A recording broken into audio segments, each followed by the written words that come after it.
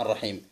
راح نوريكم الآن خطورة الغازات اللي موجودة في البيبسي، خصوصا ثاني أكسيد الكربون. شوفوا ايش راح نسوي.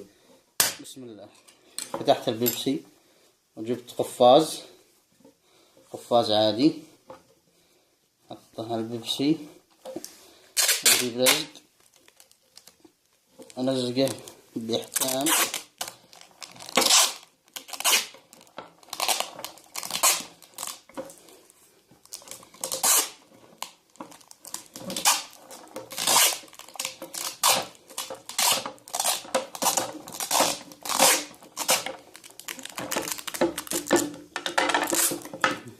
لزقته تمام، واخذ البيبسي الان. شوفوا ايش راح يصير معنا.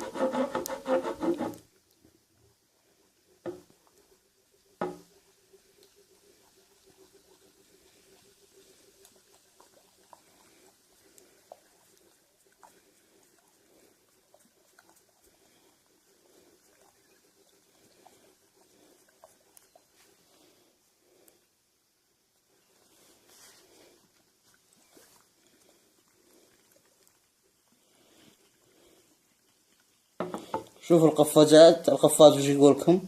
الغازات تسلم عليكم. هذا اللي يصير بالمعدة. الله يحمينا وإياكم والمسلمين جميعا.